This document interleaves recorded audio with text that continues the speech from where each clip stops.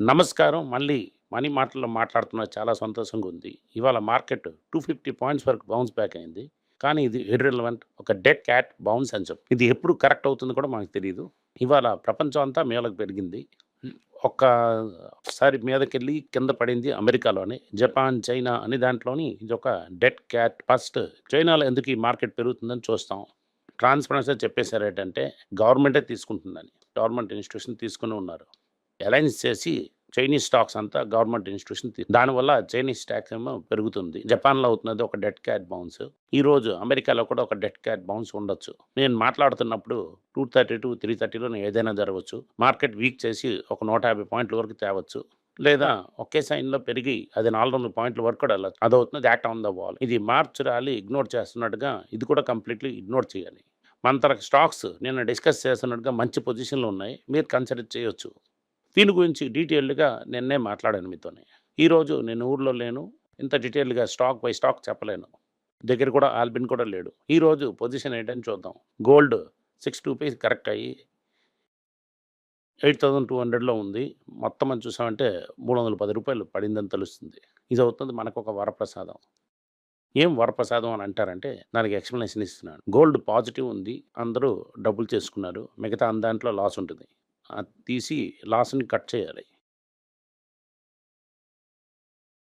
In trading profitable అన్న పొజిషన్‌ని cut చేసి లాసెస్‌ని cover చేస్తారు.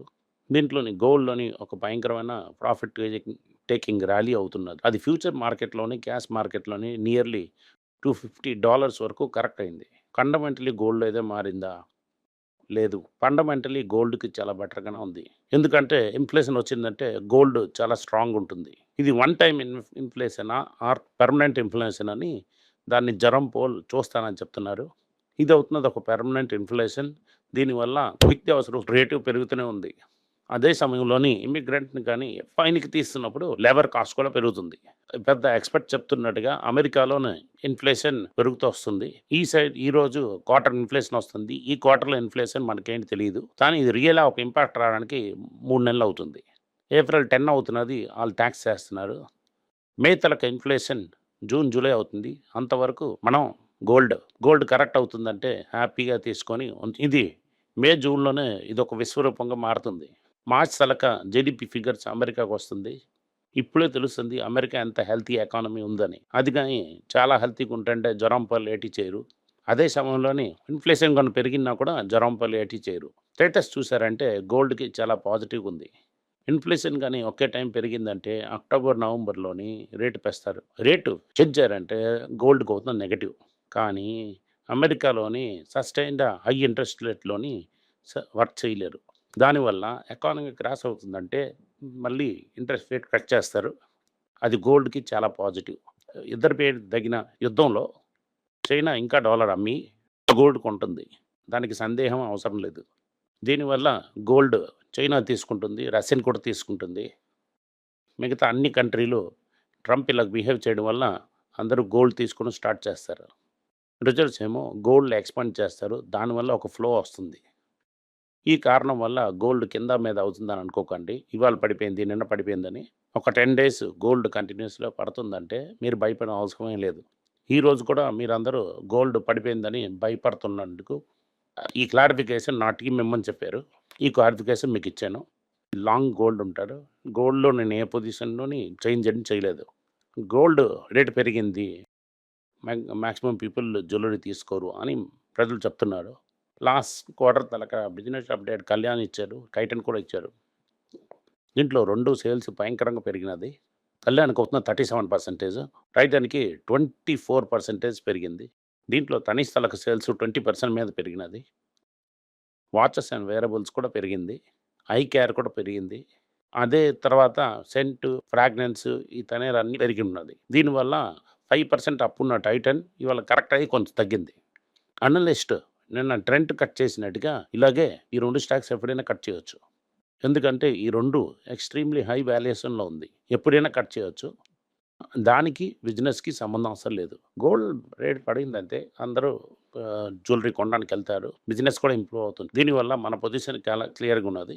రంగమైల్ కూడా ఈరోజు బౌన్స్ బ్యాక్ అయింది. ఇది అవుతున్నది మన తలక gold related story. And Manappuram and Muthoot 2 మంచి పొజిషన్‌లో ఉన్నాయి. భయం పడడానికి ఏంటి లేదు. నెక్స్ట్ న్యూస్ అవుతున్నది ట్రంప్ టారిఫ్ గురించి. యూరోపియన్ యూనియన్ ఏం చెప్పేదంటే, మనం సెలెక్టెడ్ గూడ్స్ మీద, అమెరికన్ గూడ్స్ మీద 25% టారిఫ్ ఏస్తాం. అప్పుడేం చెప్పారు.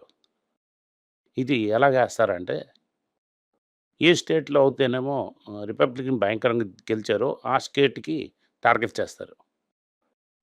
ఎవరైతే రిపబ్లిక్ ఓట్ చేశారో, ఆ స్టేట్‌లో దబ్బవ్వాలని చూస్తున్నారు. మళ్ళీ మనోళ్ళు ఏం చెప్పారంటే, యూరోపియన్ యూనియన్ మీద పెద్ద టాక్స్ మేమేస్తాం. అప్పుడేం చెప్పారు. ఏది కూడా మారలేదు. టారిఫ్ కూడా క్యాన్సిల్ అవ్వలేదు. మార్కెట్ రాజు అవ్వడానికి ఒకే కారణం అవుతుంది. 90 డేస్‌కి టారిఫ్ పాస్ చేస్తున్నాను. నేను ఒక రూమర్ భయంకరంగా వైరల్ అయింది. తిరుగుతున్న ఇలాన్ మస్క్ ఏటి చెప్తున్నారంటే, tariff is a bad idea అని చెప్తున్నారు. ఎందుకంటే టెస్లానేమో బైకాట్ చేయడం యూరోప్‌లోని. అదే సమయంలోని చైనాని రిటాలియేట్ చేయాలని నేను ఇంకా టాక్స్ ఏస్తాను. అలాగ చెప్తున్నాడు ట్రంప్.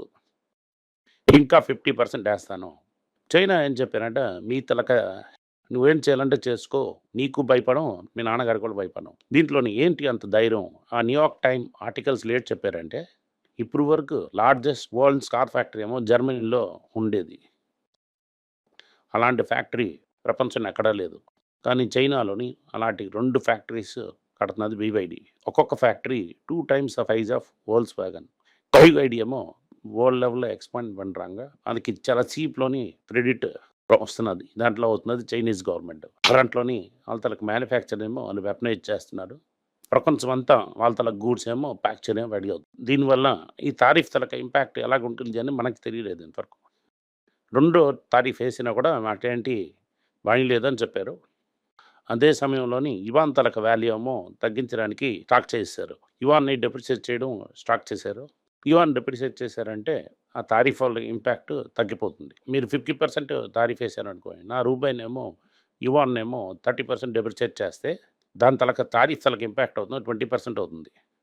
ఇంకోటి చైనాలో డెఫ్లేషన్ ఉంది. ఇప్పుడు ఇన్‌ఫ్లేషన్ దానికి చాలా అవసరం ఉంది. ఈ యువాన్‌ని తగ్గించడంలో వాళ్ళకి డబుల్ బెనిఫిట్ ఉంటది. దానివల్ల తగ్గించడం కూడా చేస్తారు. అలాగని ఒక ఇండికేషన్ క్లియర్‌గా ఉంది. తగ్గించడానికి ప్రయత్నం చేస్తున్నారు. ఇదవుతుంది ఒక న్యూసు. దీనివల్ల ఓవరాల్ ఆ టారిఫ్ చాలా మోసంగా ఉంటుంది. ఇప్పుడు టైటను, కళ్యాణ్ జ్యువెలర్స్, తంగమయిల గురించి మాట్లాడేసాం. టాటా గ్రూప్ గురించి మాట్లాడతాం. టాటా గ్రూప్‌లో ఉన్న 6 స్టాక్స్ చాలా గట్టిగా దెబ్బలు తగిలాయి. 1,00,000 క్రోర్స్ వరకు తగ్గింది నిన్న. ఇదంతా అవుతున్నది ఆళ్ళ over valuation. Tata chemicals and Tata Motors ఒకటి అండర్ వాల్యూ స్టాక్‌గా ఉంది. చంద్రశేఖర్ తన గ్రూప్ మీటింగ్‌లో ఏటి చెప్పారంటే, మనం ఏఐ గాని సరిగ్గా చేయలేమంటే మరి మింగేసి ఎళ్ళిపోతారు. అందుకే ఈ ఏఐని గట్టిగా పట్టి ఒక పెద్ద లెవెల్ బిజినెస్ చేస్తాం అని చెప్తున్నారు. ఇప్పుడు 1ఎంజీ టాటా డిజిటల్‌కి, దాని తర్వాత బిగ్ బాస్కెట్‌కి $1 బిలియన్ రైజ్ చేయడానికి ఏంటి మార్గం ఆలోచిస్తున్నారు. డెఫినెట్‌లీ దాంట్లో ఒక డబ్బులేస్తారు. టీసీఎస్ చాలా హెవీగా ఫాల్ అయింది. 52 వీక్స్ లోకెళ్ళింది. కణకణంగా తగ్గింది. ఇంకా పడుతుంది. నేను ఇవాళ ఊర్లో లేదు. ఇప్పుడు బౌన్స్ ఆயிருக்கலாம். ఇప్పుడు బౌన్స్ అవుతే వదిలేయండి. 10థ్ ఏమో వాళ్ళ రిజల్ట్స్ చెప్తారు. ఇది రిజల్ట్ సీజన్. రిజల్ట్ సీజన్‌లో ఏటవుతుందని చూసి మనం మళ్ళా డిసైడ్ చేయొచ్చు ఏం చేయాలన్నది. ఇంకా 45 రోజుల వరకు అంటే మే 20 వరకు ఈ మధ్యలోని ట్రంప్ కూడా కృషి చేస్తారు. ఇదంతా చూసి మనం చెప్పొచ్చు. టీసీఎస్‌లోని ఒక వీక్ సెట్ ఆఫ్ నంబర్స్ మనం ఎక్స్‌పెక్ట్ చేస్తున్నాం. దీనివల్ల ఇంకొక ఫాల్ ఉందని అవ్వడానికి ఛాన్సెస్ ఉన్నది. ఐటీ స్టాక్స్ ఏమో ఈ వీకెండ్‌లోని చాలా పడడానికి చాలా వెలుతురుగా ఉంది. ఇదవుతుంది టాటా కుటుంబం. మైక్రో ఫైనాన్స్ సెక్టర్‌లోని ఒక న్యూసు. యూసన్ ఫైనాన్స్ అని ఒక కంపెనీ ఉంది. కన్సర్న్ పని మంచి కూడా చెప్పలేదు. దీంట్లోని వాన్ బట్ పింకర్స్ అని ఒక పెద్ద షేర్ హోల్డర్. వాళ్ళేమో 800 క్రోర్స్‌కి రైట్స్ ఇచ్చి 40% వరకు వాళ్ళే డబ్బులేస్తామని అన్నట్టుగా ఉండేది. దానికన్నా ఎక్కువ డబ్బులేసినట్టుగా ఉండొచ్చు. ఎందుకంటే రైట్ ఇష్యూ వల్ల స్టాక్ వాల్యూ చాలా కింద పడింది. ఈ ప్రమోటర్సే ఫుల్ ఇష్యూ చేసినట్టుగా వస్తుంది. 99 స్టాక్స్‌కేమో 55 స్టాక్స్ ఇస్తారు. రైట్ ఇష్యూలో ఏ ప్రైస్ చెప్తున్నారో అదే ప్రైస్‌లోని మార్కెట్ ఉందిప్పుడు. రైట్ ఇష్యూ గాని పైనకొచ్చిందంటే మార్కెట్ వాల్యూ ఇంకా కింద పడుతుంది. నిన్న బజాజ్ హౌసింగ్ కూడా షేర్ ఏమో 10% కింద పడింది. రిజల్ట్స్ వచ్చిన తర్వాత మనం నంబర్ చూద్దాం. దానికే నేను చెప్తుంటాను. పెద్ద కంపెనీ అయినా కూడా, అది మంచి కంపెనీ అయినా కూడా ఈ ఐపీఓలో వచ్చిన యుఫోరియా డ్రైన్ అవుట్ అవుతుంది. నైకా కూడా 10% మీద కరెక్ట్ అయింది. రిజల్ట్స్ సరిగ్గా లేదు అని ఒక న్యూస్‌లోని. ఒక వీక్ కంపెనీ, ఒక స్ట్రాంగ్ కంపెనీ చూసి ఓవర్ వాల్యూస్ అనేసి నాట్ జస్టిఫైడ్ అది అని నేను చెప్తున్నాను నీకు. జొమాటోలోని సీఈఓ జాబ్ వదిలేసి వెళ్ళిపోయారు. అదొక న్యూస్.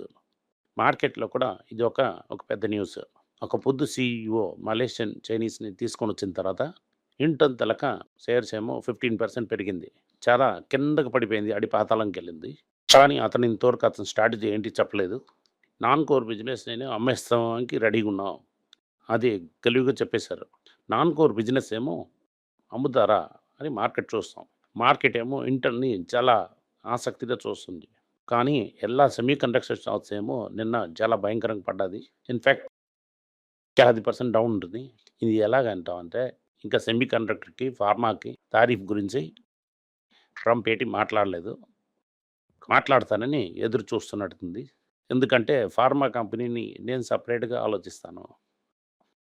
మహీంద్రా ఏమో ఒక కొత్త కంపెనీని ఫ్లోట్ చేస్తున్నారు. అది కంప్లీట్‌లీ అవుతుంది ఓన్ సబ్సిడీ. ఇదొక small business security software develop చేయడానికి, మ్యానుఫ్యాక్చరింగ్‌కి అది స్పెషలైజ్ చేస్తుంది అని చెప్తున్నారు. ఇదంతా అయిన తర్వాత జేఆర్‌లాల్ ఒక పెద్ద న్యూస్. ఏం చేశారంటే హోల్‌సేల్ సేల్స్ ఏమో 2% ఇంక్రీజ్ చేశారు ఇప్పటికి. రీటైల్ సేల్స్ ఏమో తగ్గింది. హోల్‌సేల్ సేల్స్‌లో ఏటి చేశారంటే అమెరికాలోని చాలా ఎక్కువ స్టాక్స్ ఏమో అక్కడ తీసుకెళ్ళి ఉంచారు. దానివల్ల ఏం చెప్పారంటే అమెరికాలోని 2 మంత్స్, 3 మంత్స్‌కేమో ఆస్తి వచ్చు. ఇప్పటికి మాకు అమెరికాలోని మ్యానుఫ్యాక్చరింగ్ ఫెసిలిటీ లేదు. స్లోవాకియా నుంచి, ఇంగ్లాండ్ నుంచి జాగ్వార్ ల్యాండ్ రోవర్‌ని తెస్తున్నాం. ఇప్పటికి 2 నెలలకి కావాల్సిన స్టాక్ ఏమో అక్కడ తీసుకెళ్ళి ఉంచేసాం. దాని తర్వాత హోల్‌సేల్‌లో ఉంచినాం. దాని తర్వాత ఏటి జరుగుతుందని చూస్తాం. సిట్యుయేషన్‌ని స్టడీ చేస్తాం. అలాగని తెలివిగా చెప్పినారు. ఫస్ట్ టైమ్ ఏమో రీఇమాజిన్ స్ట్రాటజీ తోని నెట్ పాజిటివ్ అయిపోయారు. అప్పుకు మీద క్యాష్ ఉన్నది ఆళ్ళ దగ్గర. సో, ఆ కంపెనీ అవుతున్నది డెట్ ఫ్రీ అవుతున్నది. ఆల్రెడీ టాటా ఆటోమొబైల్స్ డెట్ అవుతున్నది జీరో. సో, టాటా క్యాపిటల్ ఏమో అది గాని టాటా క్యాప్ వెళ్ళిపోయినా కూడా నెట్ జీరో అయిపోతుంది. ఈ స్ట్రాటజీ 1 ఇయర్ లేట్ అయినా కూడా ఇప్పుడు చేసేసారు. కానీ ఫుల్ డీటెయిల్స్ ఏమో మే 6వ తేదీ ఒక షేర్ హోల్డర్ మీటింగ్ పిలిచారు. ఆ షేర్ హోల్డర్ మీటింగ్‌లో ఏం చెప్తున్నారు? ఎలాగా డిస్ట్రిబ్యూట్ చేస్తాం అది చెప్పి ఓటు చేస్తారు. ఈ ఓట్‌లో టాటా ఎక్కువున్నారు కాబట్టి ఓటు పాజిటివ్ అయిపోతుంది. మనకి స్టేట్స్ ఎనీహౌ స్ప్లిట్ చేసి మనకి ఎంతెంత దొరుకుతుందని మే 6థ్‌లో తెలుస్తుంది. టాటా స్టీల్ తాలూకా ఒక బిజినెస్ అప్డేట్ వచ్చింది. దాంట్లో ప్రొడక్షనే 5% డౌన్ అయింది. దాంట్లో సేల్స్ కూడా 5% డౌన్ అవుతుంది. Already 30% down below 52 వీక్స్‌లోనే. ఈరోజు కూడా ఒక గుడ్డు సూది. దాని దగ్గరికెళ్ళకండి. 2 రోజులు 10% పడి ఇవాళ బౌన్స్ బ్యాక్ అయ్యుండొచ్చు. 10% పడడానికి దేనికి కారణం ఏంటంటే అమెరికా మీదున్న స్టెరిలైట్స్‌కి టాక్స్ ఉండదు కాబట్టి. చైనీస్ కంపెనీ ఇంకా ఇండియాలో డంప్ చేస్తారు. అదని ఎక్స్‌పెక్టేషన్‌లో ఉన్నారు. కానీ ఓవరాల్ రిజల్ట్స్ వచ్చిన తర్వాత మాకు తెలుస్తది. ఇన్ని అప్డేట్స్ ఉన్నాయి. ఈరోజు మీ పటాస్ లిస్ట్‌లో ఏదైనా ఉంటదంటే అది కన్సిడర్ చేసుకోండి. Thank you. నమస్కారం.